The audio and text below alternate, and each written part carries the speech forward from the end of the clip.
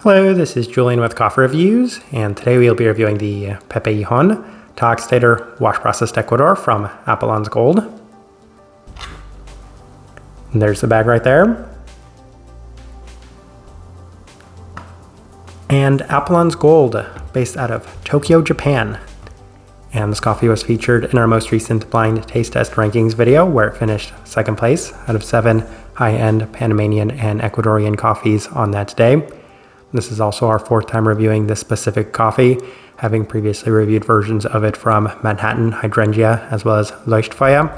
When I did see Apollon's Gold release this coffee, we did spring for the full 250 gram bag, as I did want to compare it alongside of Manhattan's version. So I'm definitely looking forward to discussing this one, as this right here is day 76.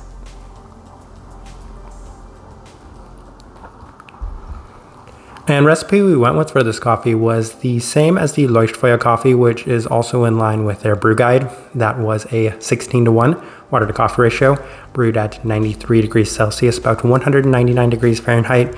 And I also had a strong preference for the Chemex with this one as well, which does indicate a more medium grind. Roast profile for this one, Apollon's Gold is notorious for roasting on the very light side of things.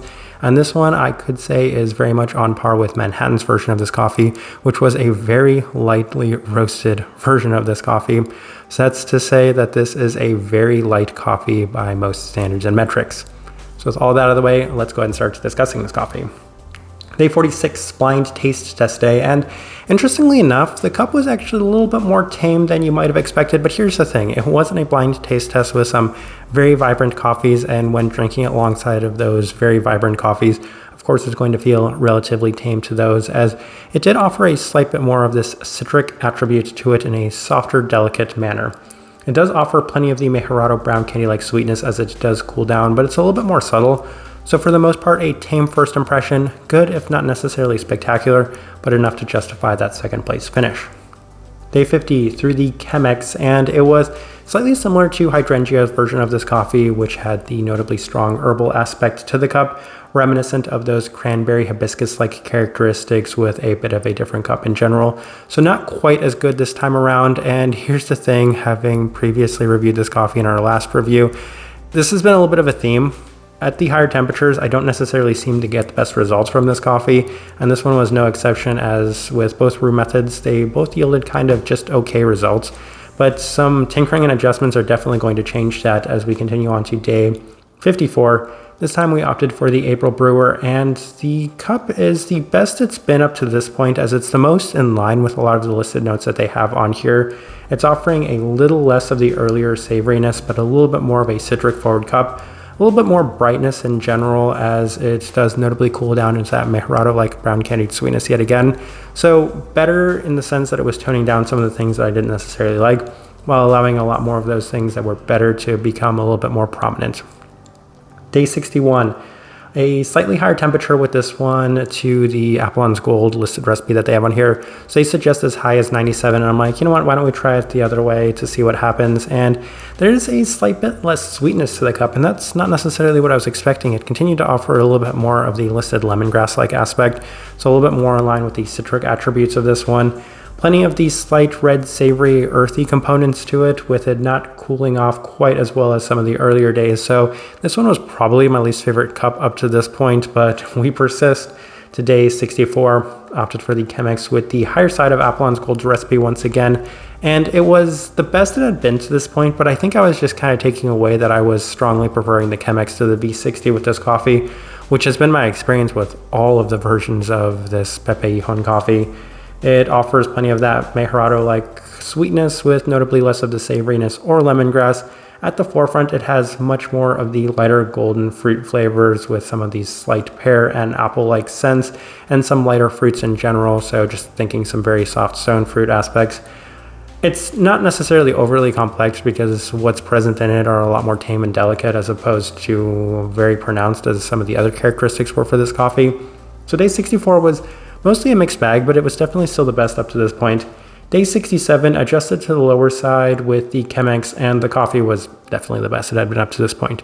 It was extremely reminiscent of the 2022 Manhattan version of this Pepe Jijon coffee, with a wildly sweet cup on the cool down. So many of those strong sugary brown candied aspects in huge abundance, significantly strong measure. One of the sweetest cups we've ever reviewed on this channel. Yet again, very much in line with that other Pepe Jijon coffee, as well as something like the Morena Zamora, a very, very sweet coffee. So day 67, it's just kind of interesting to me because I keep coming back to this. I keep circling back to this. No matter how many times I try this coffee with different recipes, with different roasters, I keep coming back to this 93, 16-1 through the Chemex, and it continues to work for me, which is just kind of weird. Day 70, back through the Chemex with the previous day's recipe, and it continues to share so many of the similarities to Manhattan's version of this coffee with some minor noticeable differences, including a little bit more of a citric attribute. So this is where I have to get a little bit nitpicky and go based off of memory because it's been about a year since I had Manhattan's version of this coffee. But it's a slight bit more savory with a little bit more of that hibiscus-like florality, a slight bit more of the sugary stone fruit, but most notably a slight bit less sweetness on the cool down. So many similarities. This is me kind of being nitpicky where it's like maybe 5% less sweet, maybe 5% more of the stone fruit aspects, maybe 5% more of that hibiscus-like florality. But even then, it's just kind of hard to tell based off of memory. Day 73, the cup really hasn't dropped off much. Here on day 76, it hasn't dropped off much either as it continues to offer tremendous sweetness through the Chemex. There's a very slight nuttiness, but it does continue to offer a strong abundance of the Mejorado-like brown candied sweetness, slight herbality, and a sweeter brightness to the cup as well. So many of those attributes. And as I'm kind of thinking about the flavor notes that they did have for this one, I think one of the things they had listed on here was yellow apple. And that's a very interesting one to me because if it's referencing opal apples, which weirdly enough is my favorite apple in the entire world, those are extremely sugary, extremely sweet apples. And that's another thing I could see. What's been so interesting to me is for all these Pepe Jijon coffees, they keep picking really sugary, sweet fruits. So as mentioned in the Leuchtfeuer coffee review, it was the white peach, which is a very sugary, sweet fruit. And here with it being a yellow apple, if it is in reference to that opal apple, once again, a very sugary, sweet sort of fruit. All right, let's go ahead and put up that tasting wheel so you can see what we're getting. We have 2 level 5s, so let's go through those real quick and we'll start with the sweetness. Level 5, not a shocker. Once again, one of the sweetest cups of coffee we've ever reviewed on this channel, and if I have to be extremely nitpicky, if I have to be extremely precise, I would say that it's about on par. I think on certain days it was maybe a little bit more sweet than the Leuchtfeuer version, maybe on other days not quite as sweet, but they're about equal if I'm being completely honest. But both of them I would say maybe not quite as strong of a sweetness as the Manhattan version of it. Caramel, level 5, yes. I've been harping on that brown candied sweetness. This one right here, it's much more defined than it was in the Leuchtfeuer coffee, and I would say that it was actually a little bit more pointed in that direction as opposed to the Leuchtfeuer coffee, which was a little bit more, I would say, diverse. So this one right here skewed heavily in that direction, and that's why it did score that level 5. Then we have a couple of level 4s. We'll start with the cleanliness. Level 4.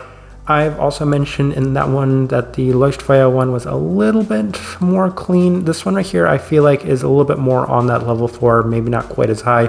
Again, very similar to the Manhattan version of this coffee. Finish yet again, level 4, very reminiscent of the Manhattan coffee. Acidity, level 4, very reminiscent of the Manhattan coffee. All of those things are extremely reminiscent, and you really have to focus and pay attention to just how different it was from that version of this coffee. Citrus fruit, level 4, yes, and they do have a lemongrass note list on here, and I will admit that that was one thing that I'm like, maybe not ideal if I do get too much of that. If I remember correctly, Manhattan's version of this coffee last year focused on a tangerine-like aspect, which I don't necessarily think was as overly abundant as some of the other characteristics, but as I'm kind of looking at it, I'm like, yeah, there's a fair bit of this kind of citric brightness, the citric aspect to it. And given that the brightness in general did just continue to skew in that direction, it's not really a surprise that both of those things did score that level 4. Stone fruit, level 3. Yes, I do have to say that at times it was a little softer. I can't recall, I mean, they don't even post on their bags what the flavor notes are, but I can't recall whether or not they had any sort of stone fruit aspect to it. But there was a soft, delicate, so I don't want to say specifically peach, but maybe a little bit more of a sugary fruit like an apricot, something along those lines. So level 3 for that does seem to work. Body level 3, that's a very interesting one because as mentioned in the Leuchtfeuer review, that one had a little less body scoring than level 2 because of the Chemex, but this one right here, making these tasting wheels side by side with each coffee, had a little bit more body to it, so it does score that level 3. And the florality as well scores at level 3, where the Leuchtfeuer version scored a level 4. There was a lot more of that hibiscus-like component to it, whereas this one right here had it, but notably toned down enough to the point where it did reach that level 3 mark. I remember looking at Manhattan's version of this tasting wheel as well for this coffee, and they were pretty similar in general, but that's because those two coffees were very similar as I'm kind of thinking back and discussing both of them. And as I'm looking at this tasting wheel, I don't think that there's too much else worth discussing, as I do think that this is a pretty good representation of what I was getting from this coffee. All right, so my overall thoughts and impressions of this one. Honestly, I'm not entirely sure if this one ended up being my favorite or my second favorite of the 7 coffees from that blind taste test. And I think luckily for me, they're competing in 2 different categories, with one of them being an Ecuadorian coffee and one of them being a Panamanian coffee. So I don't even necessarily need to worry about that at this point. But the bigger question is, how does this compare alongside of the other ones that we have discussed? I do think I liked it better than the hydrangea as well as the Leuchtfeuer version of this coffee.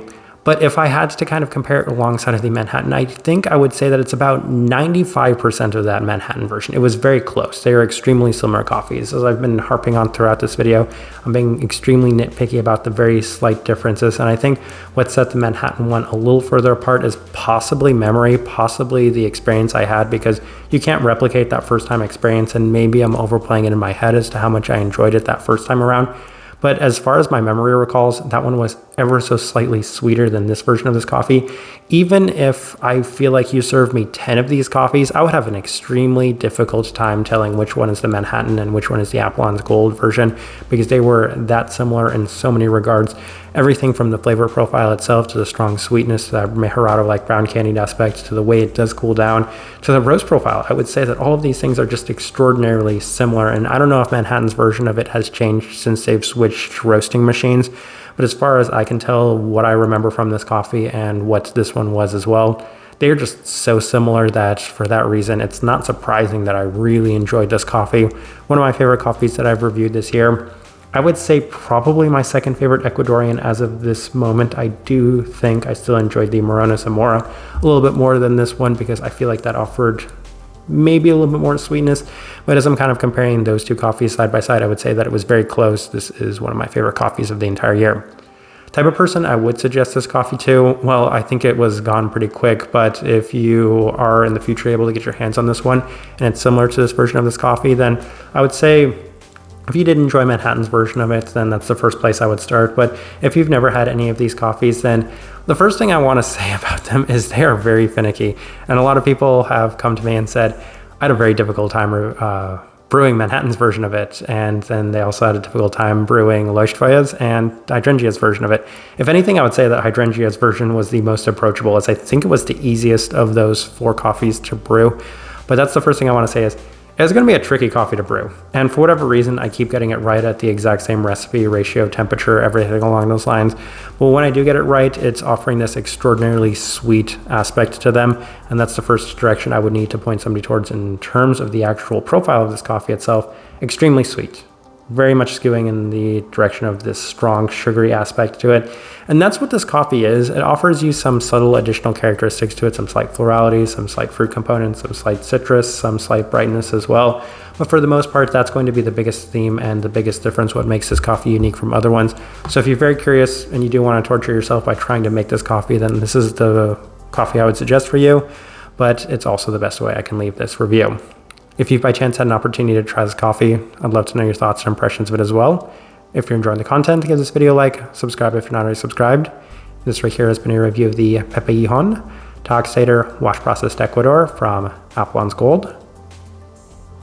Thank you for watching.